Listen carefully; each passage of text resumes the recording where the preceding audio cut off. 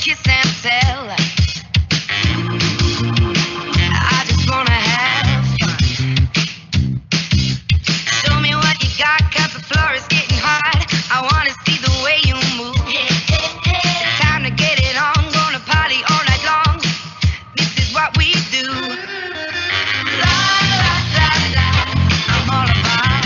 Come and get it, come and get it. La la la la, I'm all about. Come and get it, come and get it. I wanna dance the night away until we see the light of day. Come give me some. We're never gonna stop, 'cause we never get enough. We burn till we're out of time. And when we get to the end, we're gonna do it again. 'Cause tonight is when we come alive. I just wanna have fun.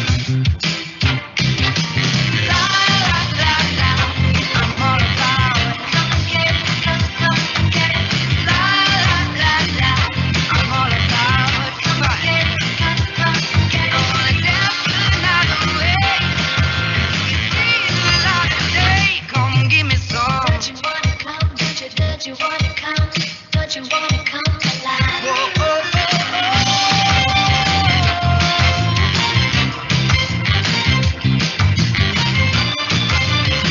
All about the fun. Yeah, yes I am. Come and get it, come and get it. Oh yeah. Come and get it, come and get it. I wanna dance the night away. See the light of day. Come give me some.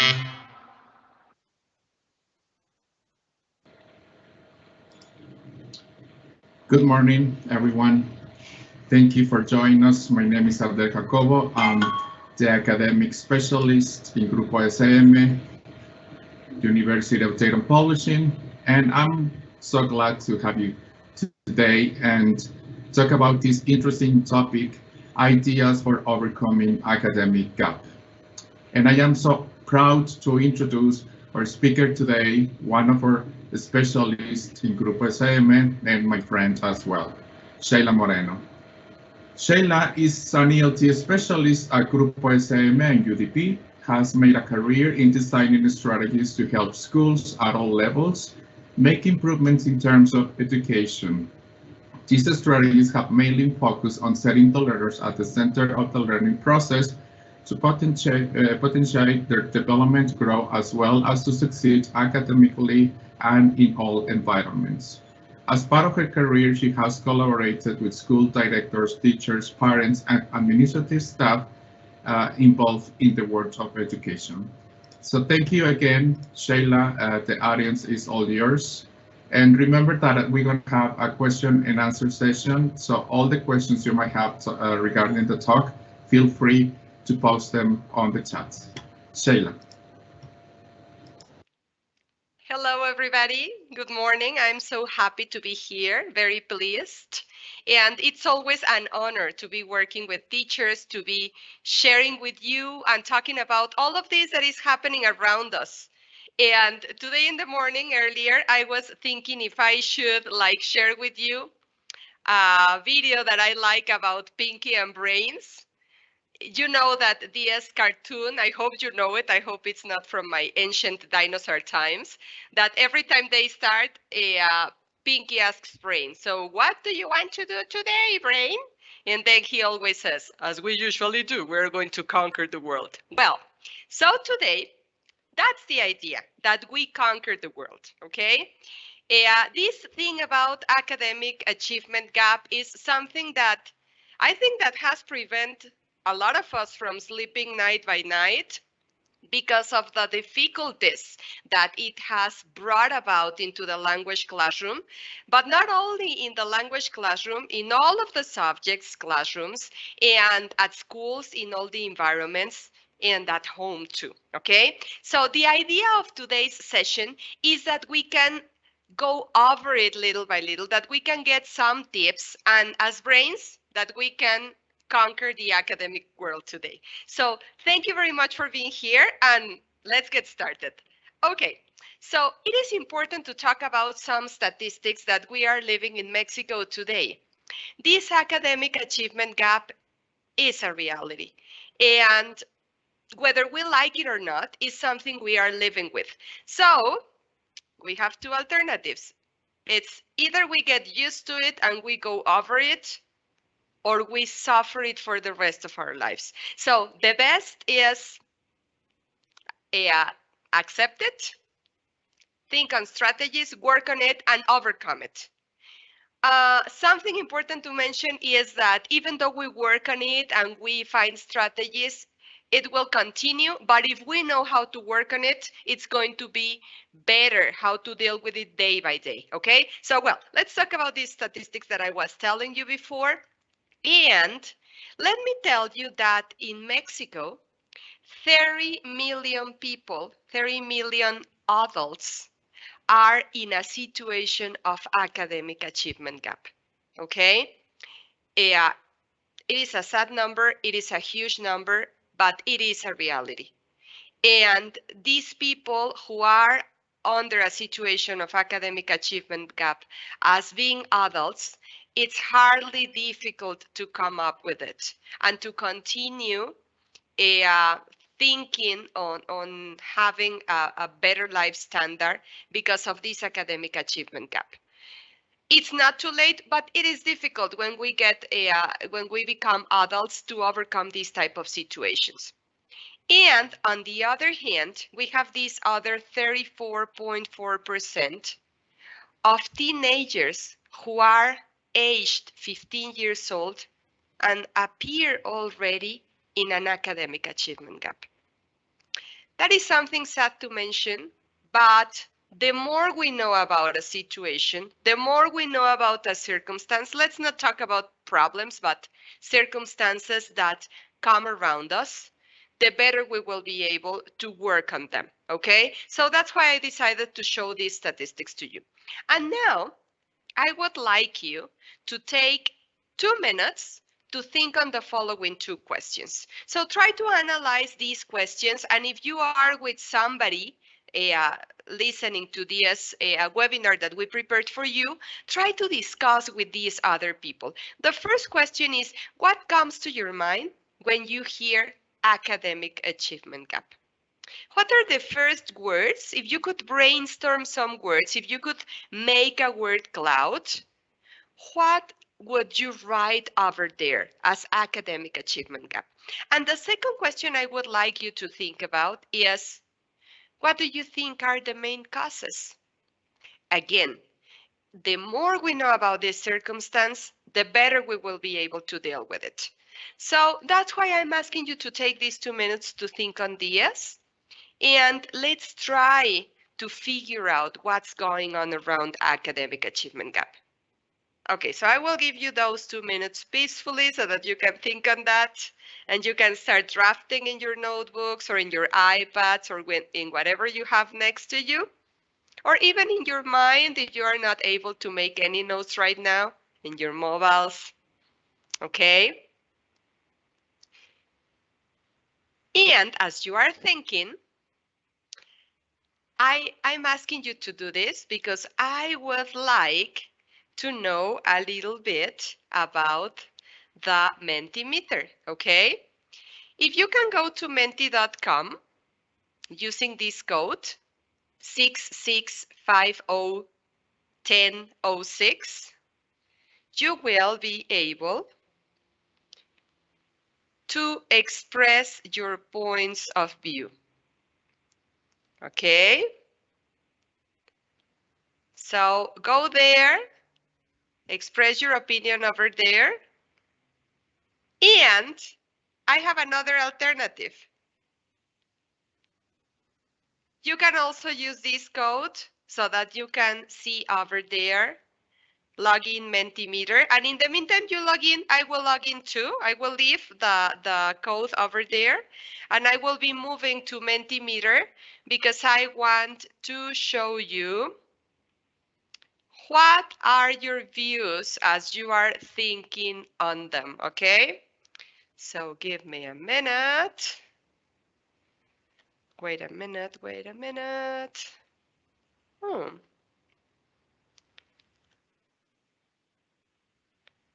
Okay, so I don't know, but I cannot go there, but no problem. Okay, so I will stop sharing for a tiny while.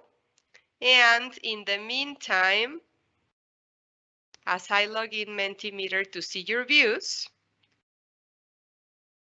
you will be still typing them, okay? So let's see. Let's see, let's see, let's see. Okay, here we go, just a minute. And type, what do you think? What are the first things that come to your mind whenever you are thinking on academic achievement gap? Okay? The presentation is ready, so if you could go right now, it would be great because we will be able to start seeing those views that you have, okay, in this presentation. So what is that something that first comes to your mind when you think on academic achievement gap? Come on, start expressing your opinions. Let's see. Let's see what are your views. I'm highly interested. Like, for example, if I think on difficulty at teaching, or a learning gap, or if it comes to my mind thinking on falling behind, what are the first words that come to your mind when you think on academic achievement gap? And the second question that I was asking you is this: what causes academic achievement gap? Oh, and there I see that you already started like sharing your views. Thank you. And just to take all of these into consideration, some of the academic achievement gap causes mentioned here in this Mentimeter are poor or no resources. And we're talking about both academic and also technological resources. Incorporating learning environments, inappropriate learning environments. So what do you think? Is that something? And with learning environment, we may think on the place we are, on how emotionally our learners feel as they are trying to learn. Yeah? All those things are to be considered here. Lack of motivation, lack of practice. Yeah, this is lack of consolidation on remembering previous knowledge and putting it into practice, or simply since the conditions that we are living academically nowadays, it probably forced our learners to stop practicing as much, or that's what we think. We don't know. Okay, lack of learning autonomy. Okay, that could be a reason. We don't know. Thanks for expressing your views. Okay, great. Thank you very much for expressing your views. Let me go to the previous one to see if somebody has already written something. Yay! Thank you. So whenever you think on academic gap, you think on something transcendent, something important, probably a lack of motivation. There you are mentioning it. Very good. No life plan, okay? Student resources, motivation again, creativity. I like that word. Strategies, bad academic examples, knowledge. You think on learning up, precisely. Very good. And let's move for the last time. Thank you very much for sharing this to the following slide to see if something changed. Okay. Great. Well, so thank you very much for sharing this. And now I will go back again to share with you the presentation I was sharing before. And we are going to do some sort of analysis, okay? So let's see, here we are, perfect. Okay, wait a minute, because something like stopped working the way I was planning. Okay, so here we are again. Very good, just give me a tiny while. Okay, there we go. So as I was telling you before, if we understand academic achievement gap, we will be able to work harder on it But you know what? More than harder, because the idea is not necessarily to work hard, but to work efficiently on it. To find like the right and exact strategies that can push us to leave academic achievement gap behind or as far away as we can. And to understand it, we need to talk about causes. Yes? Uh, it's not a matter of pointing out who did what and who didn't do. No, it's a matter of seeing what was going on, what's going on actually and currently, and how we can overcome all of this. So, some of you wrote motivation. And yes, one of the most dramatical causes of academic achievement gap, you may be surprised on this, is the lack of motivation. You know that in terms of all of the things that we need in order to learn something, one of the essential things that we need is motivation, either motivation or need. Those two things are the engines that will push us to learning. And if they are not there present, then there will be difficulty at continue learning. So this is one of the causes, lack of motivation, lack of purpose. Yeah. And here I want to relate this thing of purpose with challenge and with how essential all the strategies that were given to me as a learner had a purpose over there. Okay. Purpose is also associated with need. Mhm. And engagement. Yes. So this is one of the causes, number one, that appear whenever talking about academic achievement gap. Lack of resources is another one. I know that I'm talking mainly right now to private school teachers, and it is highly possible that you don't suffer a lot. Your learners do not suffer a lot from lack of resources. But don't take it for granted, because sometimes we think they have everything handy so that they can study, and that's not the reality. So we should always find out what are the resources they have available so that we can use them efficiently. And if there's any resource they do not count with, then let's forget about it, because it's not going to help us. And again, as I was saying before, I'm talking about both academic and technological resources. Okay? Another cause is inappropriate learning environments. Whether you are at school or you are at home, the appropriate or the extent or the degree of appropriacy that a learning environment has does not necessarily and directly have to do with the facilities. Yeah, it's not only a furniture and the way the place looks, but the environment and the atmosphere generated over there. Yeah, it is true that when we are at school, we already start turning on a learning chip that sets us there, that places us in the learning environment. But you can also do that at home. Yeah, and I'm talking about this because of all of these hybrid modes that we are using right now in order to teach, or like at the beginning of this year, we went back again to online because of all this situation who continued getting worse. Yeah, so making learning environments appropriate is something crucial because that helps set the learner in the mood. And I'm talking about having all the resources handy, yes. Having a routine, a learning routine established wherever you are, yes. I'm talking about being emotionally and socially comfortable and ready to learn. So all of these aspects, the lack of them or the lack of appropriacy in them is what generated and increased also the academic achievement gap. Lower non-existent consolidation strategies, and that's natural. We were trying to figure out how to do things, how to teach in a way we were not used to teach. And they were also trying to figure out how to learn in this way, which was completely different. They hadn't planned to learn this way. And They didn't know how to, probably, okay? So that was another thing. Consolidation strategies fail, and then academic achievement gap happens, yeah? No autonomy at learning.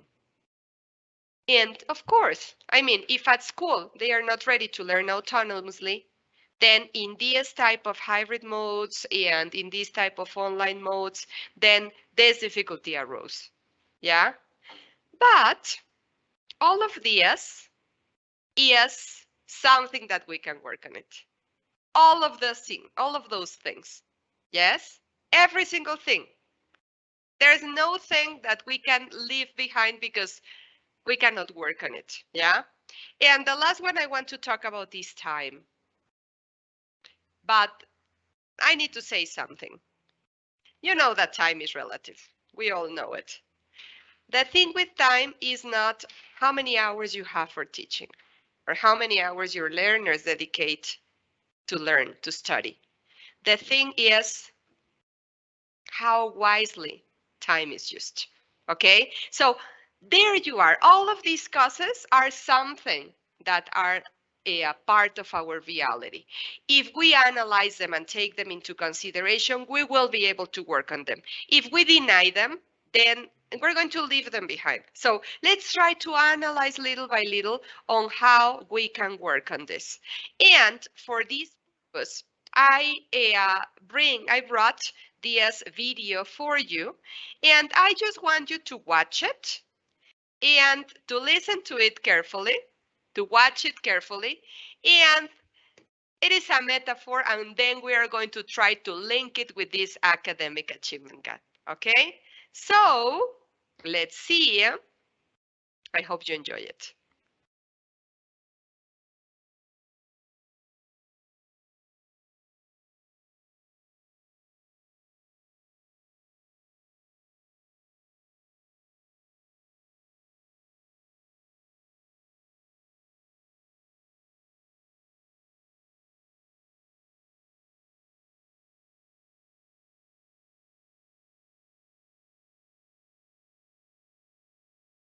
Okay, I was told that you cannot listen, so let me see what I did wrong.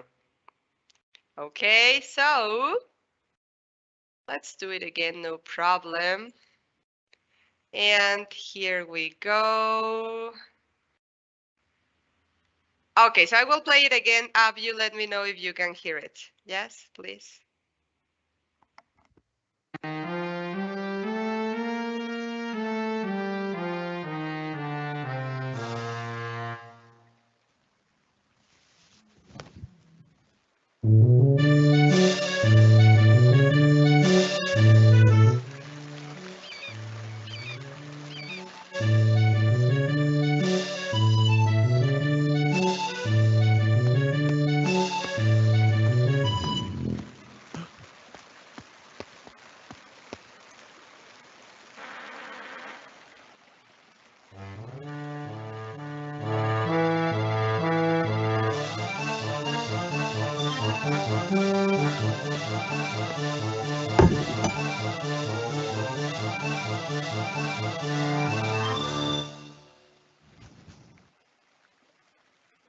Woohoo!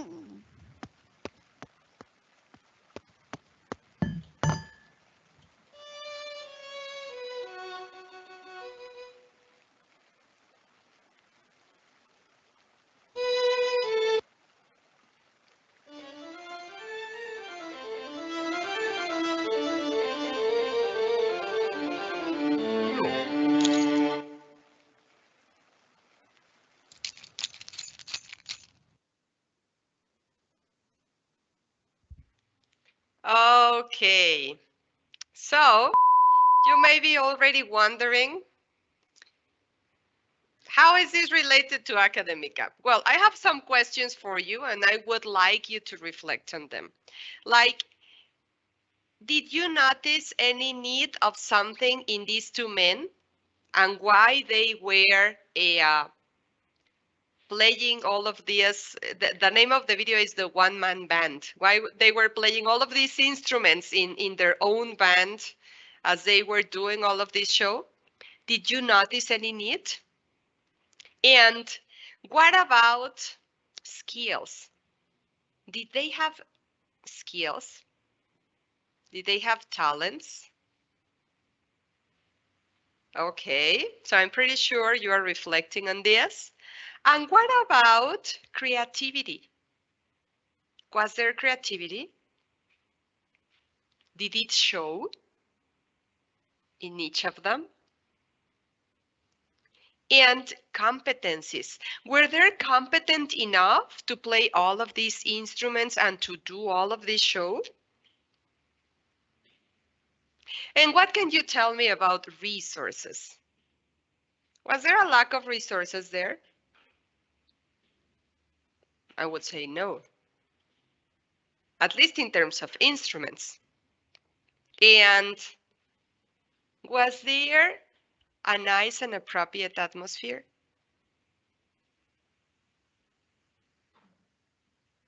Well, I'm asking all of these questions because this is what happens in the learning environment.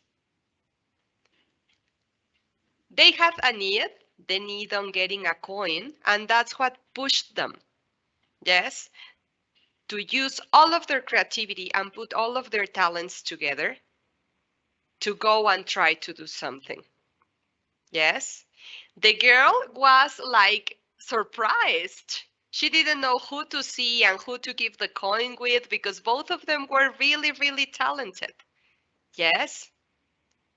But even though there was this need on getting something, there were these talents, there was a purpose. Yeah, they had the skills, they had the resources, they were creative enough to put everything that they could do with what they had and with what they knew together. It didn't work. It failed. It worked when they gave the instrument to the girl. Yes? What happened in this video is that there was lack of collaboration. There was lack of sharing. And the minute they were pushed to share, the reward came. Probably not for everybody, but it did come. And that's precisely what happens as we are trying to make our learners learn. We need to find a need. They have it. Learning is a need itself, and give it a purpose. What for? So that they can start taking out all of their motivation. Well, you know how to foster that motivation. You set the magic in the classroom, and you can generate an appropriate learning environment. But remember, collaboration is essential because this is what will help them do what they can do with what they know and with what they have. And this is a way of training them to become autonomous. But well, all of this sounds just like isolated words. And they are. So let's put hands-on and let's put everything together. Some of the useful strategies in order to overcome this terrible academic achievement gap that we now know really well are strengths and weaknesses. We need to diagnose them. Multi-station work that can foster the work on what they know how to do, what they like, what not saying it, and also in which they can start sharing, but I will go deeper in one by one. Collaborative tasks that can help them and promote learning in a more, how can we say, in a better learning environment and by making use of the resources each of them have, okay? In terms of knowledge, in terms of skills, and also in terms of physical, technological, and academic resources, okay? Competencies, yes, we need to foster competencies rather than push them to specific targets of knowledge. And of course, we need to work on self-esteem and self-value. And technology is something that will become our ally, and the 3 R's in terms of learning. What are these 3 R's? Do you know? The 3 R's in the learning process? Okay, so you will know in a little while. So let's start one by one. If we talk about strengths and weaknesses, it's something that will help us perfectly know where we are. So we need to diagnose, yeah, to diagnose their needs, what they know, what they don't know, what they use, what they don't use, what's over there that needs to be undusted, okay? We need to detect competencies also. What are they able to do with the language? Remember that learners are here learning a language, either as a foreign language or as a second language, because they need to use it. So what are these things, these competencies that they have already developed that show and reflect what they can do with the language? Identify their interests, because this is going to help us in terms of motivation. This is going to help us get this engagement so that then study can take place and we can activate all of this learning. Ask about what resources they have available. Yes, find out. Don't take for granted. Don't take for granted they don't have anything and they cannot get it. And don't take for granted that they have everything at their disposal. Okay? Because they may or they may not. So that's why you should ask. And once that you have diagnosed, detect, identify, and ask, design strategies. Design strategies in terms of what they need. Yes? Believe me, if you work on what they need, what you have to cover as a name of your school year will come right next to what you start doing. Yeah? Okay. Now, in terms of multi-station work, you have heard about these working on stations. This is a strategy that works really well when we are talking about overcoming academic achievement gap, because it is something that can help us also detect strengths and weaknesses, but will also help us foster things that they already have, knowledge that they already have, and abilities. You can design these stations, and you can do it face-to-face and online and in hybrid modes. There's no problem. So you can form these stations based on skills. Okay, so for example, I can have the listening station, the reading station, the writing station, the speaking station. Yes. I can also make these stations and program them based on proficiency. Okay, so I can have stations with controlled practices, with freer practices, yeah, in which they just have to reproduce, in which they just have to repeat, so that I can push them station by station and help them become better in this. On incompetencies also, okay, what you can do with the language. And this is really good because working in competencies fosters a project-based learning.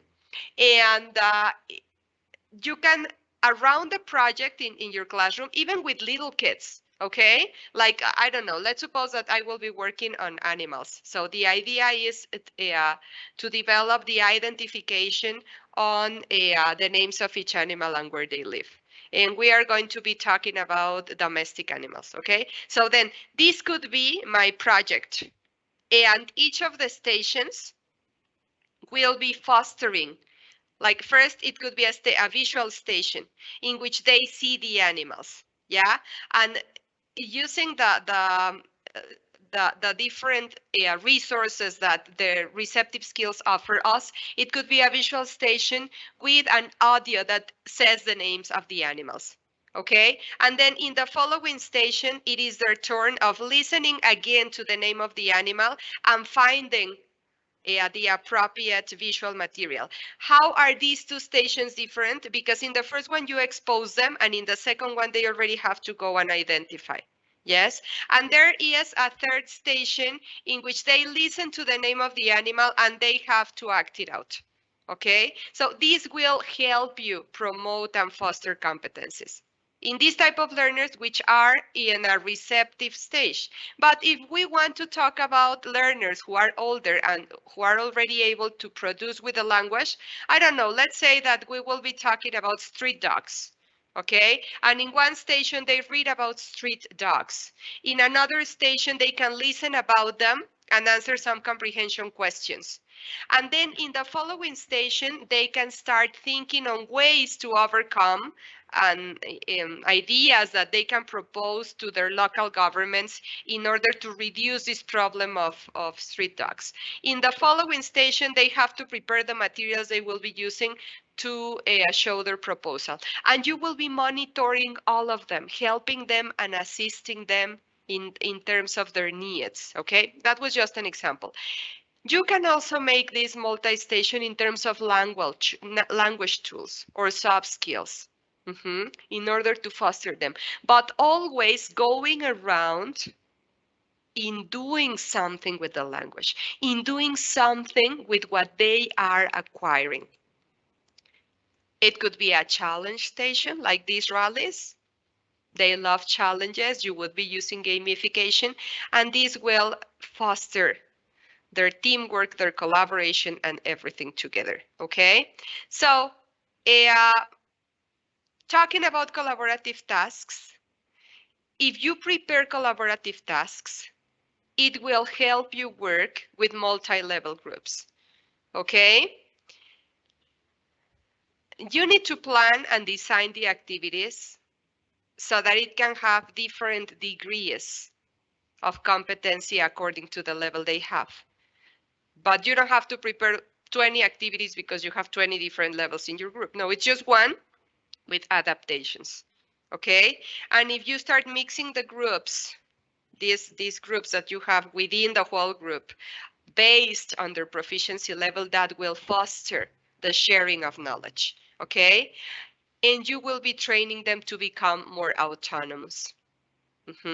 As I said, you will be training them. Training is essential because it will allow them little by little become more and more independent in what they do and more active in their own learning process. And this is what we want to do. And this is fostered in collaborative tasks. Okay? They give a purpose. Collaborative tasks have meaning. Yeah? They end up giving results in terms of something, okay? Collaborative tasks end with a product. So this gives purpose because they want to see it finished, yeah? And if we go before and we talk again about detecting interests and you link these interests with the purpose of your collaborative task, then things are going to provide a better outcome. Yeah, as I was saying, they provide meaning, and there's a natural need on sharing what they know, what they like, yes, what they are able to do. They will be able to show the best version of themselves. Okay, so for example, if we would like to think on a collaborative task, let's say for, I don't know, I was thinking on low elementary, third grade, okay? Well, if they are in the classroom, if they are already at school, you can think on a project in which they can come up with ideas on how to make their school a better place to study at, okay? And let's concentrate in terms of facilities, okay? So what you could do is to give them or tell them the purpose of this project. Okay, we're going to try to help the school to become a better place to be in, okay? But it's not only like seeing what's going on wrong, but also on making proposals to make it a better place. So guys, what we are going to do is that we are going to take out your notebooks because we are going to be walking around the school. Yeah, we will be scouting the school and we will be seeing things that you consider require to be fixed, okay, or require improvement. So then you will be going out with your learners and give them the time to detect what's this that is required, okay? So there you will be promoting the practice of vocabulary of some verbs, okay? They will be going out and moving out. So this activity is very good for visual learners, for both inter and intrapersonal learners. They can do it individually or collaboratively with somebody else. It's perfect for kinesthetic ones, of course.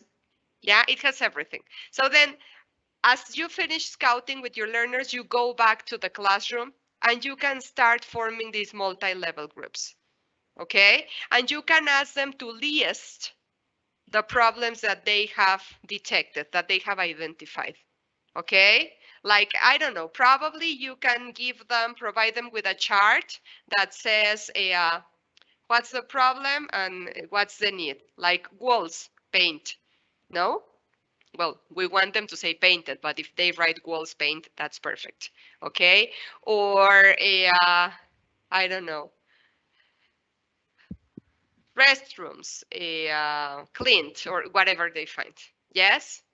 After that, you can start like having these different stations in which in each station they can practice the verbs that you already know they will be using, like painted, cleaned, um, fixed, changed, removed, etc. Okay? So they can be playing a little bit, probably a memory game with the verbs, yes, that they are going to be using. And there you are providing the tools. And then again, they go back to work in teams with their own groups, and they have to come up with ideas, okay? What do you suggest? How do you suggest to present this? Who do you think we should present this, okay? And well, so forth. I'm pretty sure that now your imagination went crazy and you started already thinking on better ideas on how to do this, okay? But these will foster the use of language with what they have, okay? Learners will not be worried about the language itself, but they will be willing to participate in this project. So they will take out all the resources that they have and they can share the knowledge that they have. And you can help them, yes, foster this knowledge. Okay, so there you are. That's an example.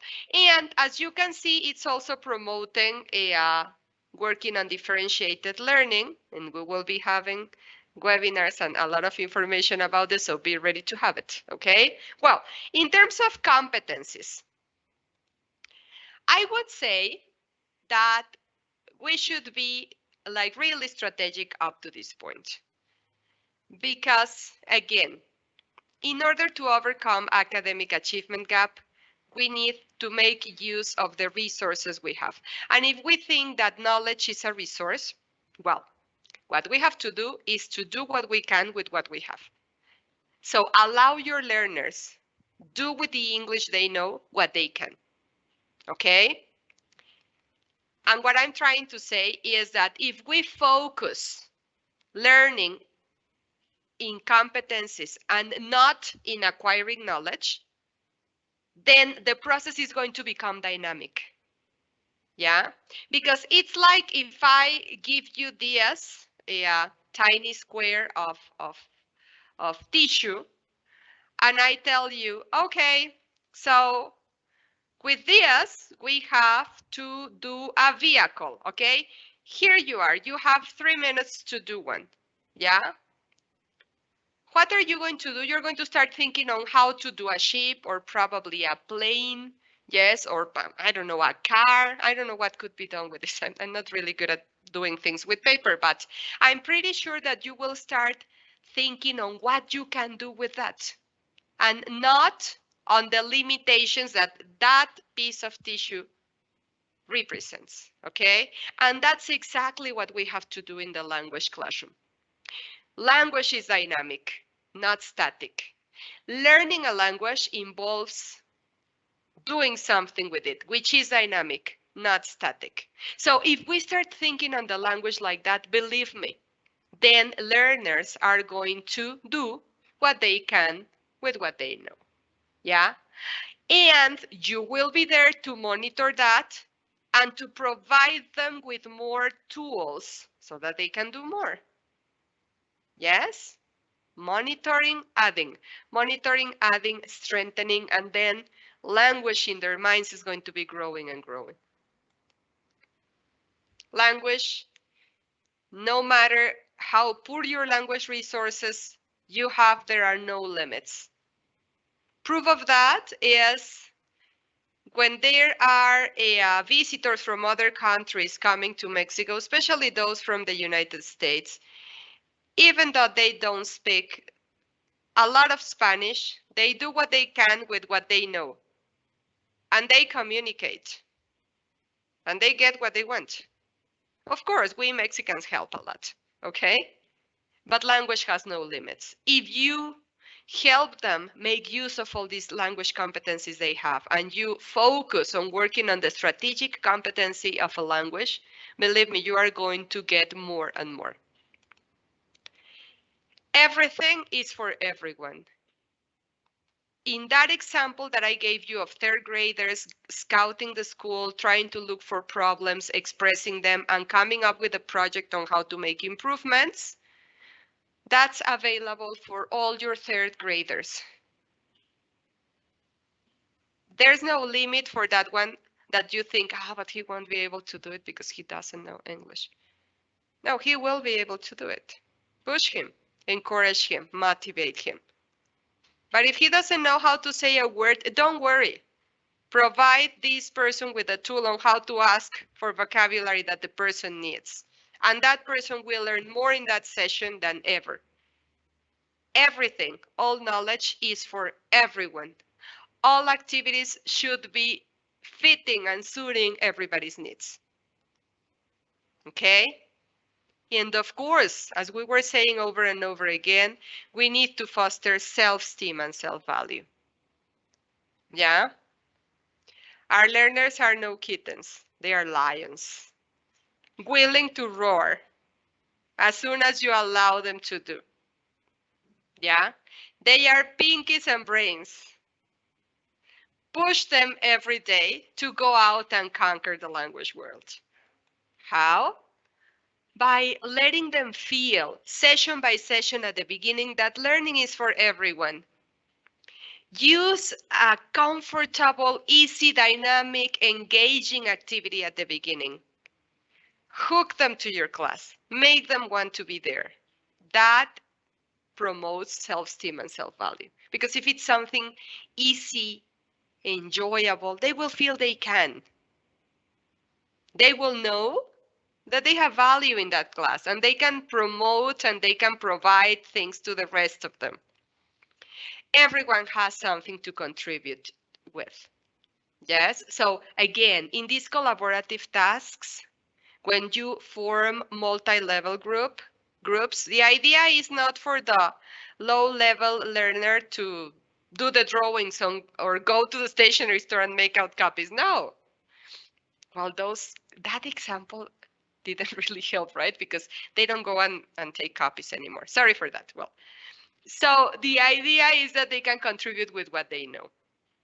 Allow them to do so. Yes. And foster creativity. As the one-man band were doing there, yeah, they used all of the resources to engage a girl. Well, tell them to be creative and solve problems. Okay? Don't solve them the problems. Teacher, I don't know how to do this. What are you going to do to solve it? Well, I'm asking you. Okay, ask in English. Or what else can you do? Okay, I can ask somebody else. I can use my dictionary. Okay, foster creativity. And this is for tiny problem solving. But when they are creating and producing, creativity should be fostered too. Creativity is, how can we say? It's like this spark of light that we all have that once it starts firing up, it never stops. Allow them use your creativity to solve. And there is no only one way to do things, your way. No, there are several ways. Accept different possibilities. Yes? And remember, everybody can. And allow your learners roar. Yeah? Deal? Very good. We're getting closer to the end. Oh, and by the way, we are going to have also a webinar on social and emotional ways to work in the classroom and how to foster them. So, okay, no more commercials. Technology. Learn to use technology. I know how to use it. Okay, use it and exploit it. If you have a platform available with the materials you are using at your school, learn to use it. Use it. Don't be afraid of it. Yes. The technology resources, the learning environments, the LMSs are there to help you. Exploit them. They allow you program work, personalize work, decide who needs what, assign things to somebody and some other things to a different student or to different subgroups, and use the data that it provides you with so that you can make big decisions. Don't abuse on it. Technology is not for entertaining. It's a tool for you, either to analyze information or to make classes more attractive, but it has a purpose. Don't abuse on it. Uh, Identify, yeah, with all of this information that the work they do in the LMS, identify what they need, yes, so that you can program and design your strategies from there. Technology is the ally that will allow you personalize and make differentiated learning. Okay? Program what everybody needs according to what they need. Okay? They don't all need the same. As I was saying, personalize. Yes? Differentiate. Mhm. Even though you go back to face forever, keep on using technology, exploit it at home, so that then you can analyze all the data and then you can make important decisions and integrate all of it, all the results that you get from there, all the outcome that you get from these resources in order to design. Yes? If you don't feel ready with technology, ask for help. Yeah? Find tutorials. Look for the person who looks at your school from the platform provider and ask for resources and help so that you can exploit it. Yeah, because it will help you differentiate. And that's key in overcoming academic achievement gap. Yeah, and technology is going to clone you. Whatever you do in this platform, in this learning environment, whatever you personalize for each of your learners according to their needs, is like having you in each of their computers. Yes, so make use of it. It really helps. And the 3 teaching strategy R's. Well, to be honest, it's the same R's that we use to talk about environmental issues, okay? Language is to be recycled. Take every class 5 minutes to think on a dynamic, engaging, easy to handle activity that allow you recycle previous language. The more you recycle, the more connections your learners' neurons are going to make, and then this spark is going to turn on and fire up, and they are going to start giving better results and making a better use of language. Reduce your time, increase their practice time, increase their experimentation. Your only time in the classroom is to engage, monitor, guide. Experiment, put into practice, analyze, evaluate, create and produce it's theirs. So foster more practice in them. They are the ones who require more practice and more production and more consolidation. And reuse those useful strategies that you find worked really well, reuse them with minor adaptations so that they are not doing exactly the same over and over again, because we don't want that either. Yes? So, time is short, and that's why we should I had to run as I was talking about all of this, but this is the beginning of a series of webinars that will provide you with all the tools that you need to overcome academic achievement gap. But summing up, academic achievement gap is a reality. And this hand that is linking both sides of the learning process is yours. And this book is the magic you do in the classroom every day. Keep on doing it. Diagnose where we are. Diagnose where your learners are, where you as a group with your learners are. Set goals, micro, to individuals, to your group, and macro, for the whole school. Make alliances with the other teachers. You need to work together. Design strategies. Will the first strategy be a hit from scratch? We don't know. But it doesn't matter. We are all here trying, and we are all here for you. Recycle, language, reduce your time and increase their practical time, their experimentation time, and reuse strategies that have worked for you. Develop learning autonomy. Train them to become active. Set from now on in your mind the goal of what can you do with what you know? What can your learners do with what they know? What can you, teacher, do with what you know? And I'm pretty sure that the answer is a lot. And well, I hope this has been useful. But now it's time for questions. So I'm ready. Is there anything you would like to ask? Hi, Shayla. Thank you so much for this wonderful talk. Nice information, and I see everybody's happy here at the chat. And yes, we have a couple of questions. Let me read it to you.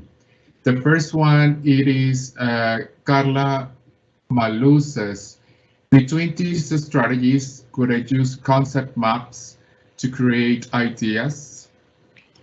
Absolutely. Concept maps turn this sparkle on. Foster creativity, yes, and take out everything that they have in their minds. And precisely, these concept maps help make connections, not only in our brains and having these connections in our neurons, but putting it over there in a physical resource that they can see. Yeah, so of course. And it will also promote sharing. You can make collaborative maps, and then this would be fantastic, and it will give very good results. I hope I answered. Yes, I'm pretty sure you did. We also had a question, but I think it was regarding something you previously explained, which is the 3 Rs. So I don't know if they want to find more information about these concepts, where they can do it. Okay, I will provide you at the end of the presentation with my information. Feel free to email me on any concept, and of course I will provide you with all of this. So this recycle, reduce, and reuse, remember, it has to do with recycle language. Yeah, that's like the peak of the triangle. Then reduce, teaching talking time and then your production, because who you really want to produce is your learners. And reuse talks about the process. Okay, all of the strategies that you see work efficiently and effectively, use them again. Yeah. Perfect. We have another question, and I think it's pretty interesting to the times we're living now. Eric Armenta is asking, do you recommend technology as a principal tool? Erika Armenta, first of all, thank you for being here. I perfectly remind you. And when I heard your name, I felt very happy to hear your name. So, using technology, yes. Uh, all the time, as an ally, as a tool within the classroom, and as an extension of your learning, of your teaching process. Okay, so technology is an ally in all the senses, not only to help us differentiate and personalize and cope with the different degrees and levels of groups that we have and to get information from it, but also as a resource in our language classroom. And as I said at the beginning, in order to foster and to push how your learners learn, yes, autonomously in their own homes, in their own spaces, and at their own paces too. I hope I answered, Erika. Perfect, Shayla, thank you. We have another question from Odette. She says, how to apply the stations in a virtual mode? How to apply stations in a virtual mode. Thank you, Odette, for that question. It's really good. And well, you know that in the platforms that you use, whether you are using Teams, Zoom, or any other platform for meetings, there's in the education modes, there's this possibility of generating different subgroups. Okay, and you can design an activity, a skill, a competency, an interest, a challenge for each of the groups, setting them into different times to work on this station that you designed. Okay, so let's suppose that in one of the stations they are going to be doing some research about how COVID is evolving nowadays, okay? And then in the following station, they will move and they will be talking about what they investigated. In the next one, they will be preparing facts and how the World Health Organization is working to overcome with this. And in the last station, they will be explaining all of this to you. Okay, so you can perfectly do it in this. I think they are called subgroups or grupos cruzados. I forgot the name in English. And you can always get them to work into different types of interests, abilities, etc. Of course, you would have to be monitoring and moving from one group to another. Yeah. Or if you don't have this possibility, you can make WhatsApp groups. Yes. And then by forming these mini groups, they can be working on this separately. They can make video calls and then make use of all of this. Yeah. Thank you so much. And we have not questions, but two comments, two ideas that I think they are pretty interesting, and maybe you want to expand a little bit on it. One person says, I think games are playing are a great way to review previous knowledge and motivating way for students to learn. So about playing, I think it's also something interesting they are saying. And another person says, technology has given us a great amount of possible games to introduce in class. So technology and games, what do you think? Totally. Both of them foster different types of learning and learning autonomy. Yeah. Uh, Games also push them to compete. And you know that at certain stages of human development, we need that in order to continue learning. Okay. It is like an external motivator that will help us feel we can and help us try all the time because we know we can. So yeah, totally. Games are a perfect example on fostering learners to do what they do with what they know. So very good. And what was the other? I forgot. Technology. Games and technology, playing. Yeah, of course, as you said, technology has expanded all of the different things that we can do in order to promote and to foster learning in a better way. So using it as a tool, as a teaching resource is perfect. But again, do not abuse on it. Okay, because we know that we get bored of using the same resource over and over again. Now, as you said, as this person said, it has such a great variety of things that you can exploit it and use it in different ways day by day. So yeah, go ahead, use it, exploit it, but don't abuse it. Thank you, Shayla. And I think we're gonna have these last comments because the time, and we have a couple of announcements before we leave. Anayeli Hernandez says, how can we strengthen productive skills like the creation of brief paragraphs? Usually, students do not like to write; they are scared.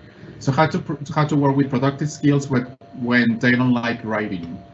Of course. Yeah, I totally understand you. Productive skills, and especially writing, it is one of the most complex skills because it represents lots of processes behind. But well, the first thing we need to do is to get rid of the idea that writing is something they don't like. Yeah. And what we need to do, if you remember at the beginning, we were talking about diagnosing interests. So if you give them a purpose and if you give them meaning on how to write and what to write about, they will love it. Now, sometimes learners are afraid of writing because they don't know how to do it. And sometimes, I'm not saying this is the case, we are responsible for this dislike in terms of writing. Because we get to the classroom and you say, okay, today we're going to write a story about fantastic animals. And we said, well, they will love it because they love fantasy. Yeah, but you need to guide them. Writing is a process. So, taking the idea of the mind maps that I was asked at the beginning, you can use mind maps to brainstorm characters that they can use for that story. Okay, so start fostering creativity there. And then you can ask them, writing can take place day by day, 5 minutes. Then the brainstorm is day one. Then day two. Okay, what are the characteristics of each character? Yes, we have a dragon, we have a magic lion that flies, there's a princess. Okay, what are the characteristics of each of them? Yes, okay, and that's it. Day three. Okay, let's decide who are the good ones and who are the bad ones in this story. Oh, the princess is bad. No, it's good. It's whatever. Okay, so go ahead, decide. Yes. Now, where is it going to take place? Day four. Oh, in a magic forest, okay, or in a haunted house. Yes, okay, very good. And what's going on in that house? Who lives there? Okay. And little by little, if we take the process like that, they will see that they can. They will see that writing is not that boring. Yes, I know that sometimes we want to dedicate writing to one of our class days, of our class sessions, but writing is a process that will take a little longer. And it is a fine process. Yes, so we need to hold it little by little. Try to do it that way. 5 minutes every class that you have, little by little. Tell them where you are taking them to. We're going to write a fantasy story. Give them a purpose. The best 3 stories are going to be posted in the school Facebook page. Of course, deal this with your coordinator before. Yeah, and then go ahead and do it. They will love doing it. They will love trying. Yes? Let's try to do it. Thank you, Shayla. So, as I promised before we leave and before we listen Shayla's final words, I would like to remind you some of our coming events. So I will ask you, please, if it's possible to take a screenshot. So you will have all the list of events we're having.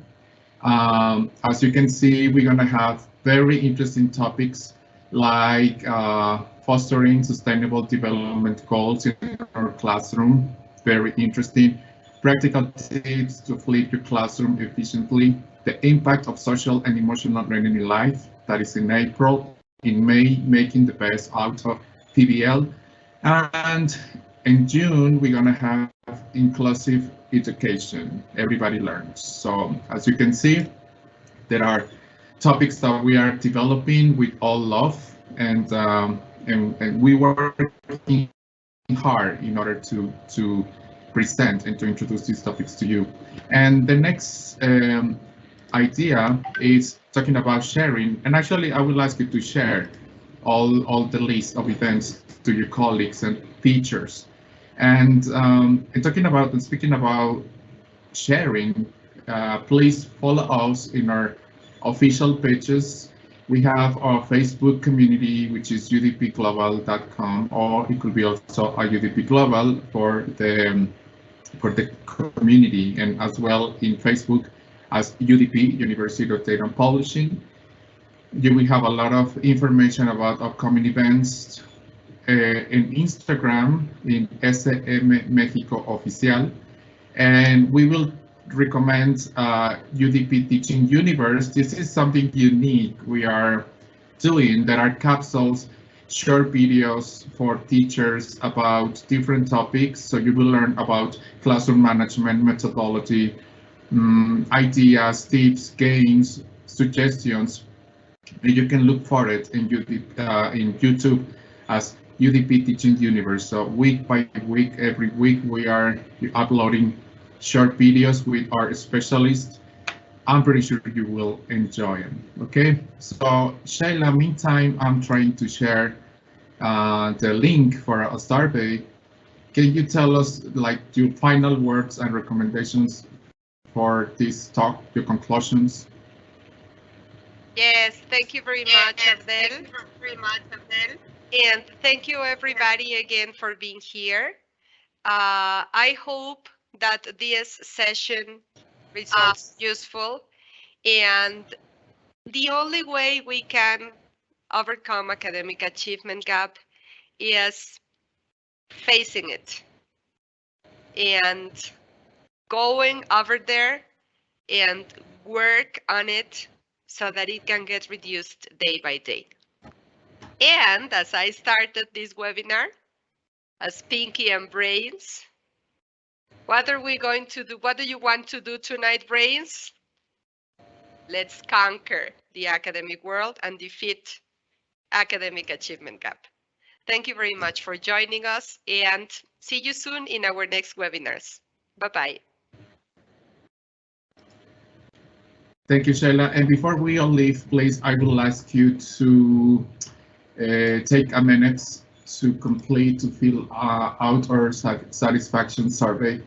This is really important because we want to improve the quality of our webinars, and also we want to hear from you all the ideas, suggestions, and different topics you would like to hear. Please feel free. And like I said, this is important. We want to hear from you.